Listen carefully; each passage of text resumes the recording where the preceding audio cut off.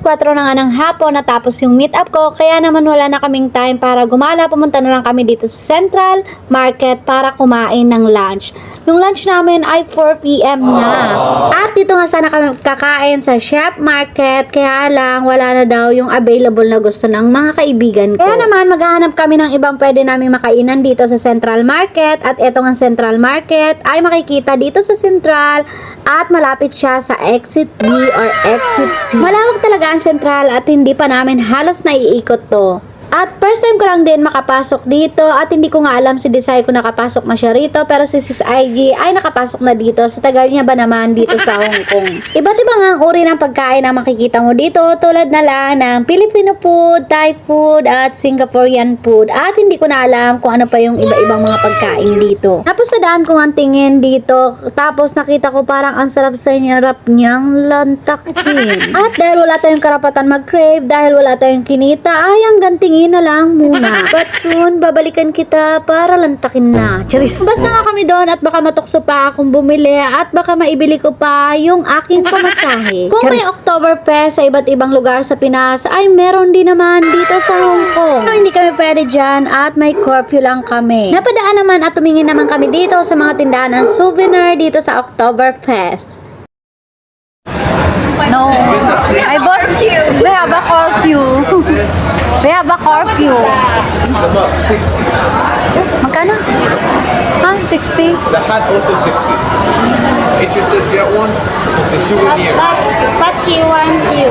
No. Sira ulo. No, it's just... Sa Gaspangan ay pambato ko talaga si Sis IG. Bakit ba naman kasi nakakasalubong namin o nakakasalumuhan namin foreigner o kaya naman ay nakakasabayan namin na foreigner dito sa Hong Kong.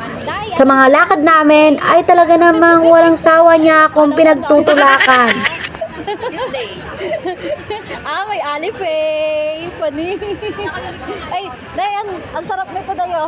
Carry. Kung stress ka sa pag-online, tapos marami kang bogos na hindi kumuha ng mga item nila, kaya naman sobrang pagod at stress ko dito. Tapos may mga kaibigan ka na ganito na parang wala lang. Akalain mo ba naman na nag-order sila nito kahit na alam nila may kaibigan silang uuwi na luhaan? Charis. Pero ganun pa man, nagpapasalamat ako sa dalawang magkapatid na to kasi napaka-positive nila ang kasama. At sobrang pagod ko na dito at stress at pinapakita ko na masaya ako, pero hindi ko talaga mapigilan yung pagod ko na gusto ko nang umuwi at magpahinga. Ika nga, surround yourself with positive people. Diba ang ganda-ganda pag ganun ang mga kasama mo? Kahit negative na pumapasok sa isip mo at naiinis ka na, pero sila ay ganyan pa rin ang mga aura. Ako kasi yung tipo ng tao na pagpagod na ay kailangan na talagang ipahinga kasi iba na yung lumalabas sa bibig ko at iba na yung naiisip ko. 5:30 p.m. na to, tapos may meet up pa ako sa Central at yun nga, iiwanan ko na sila Desai at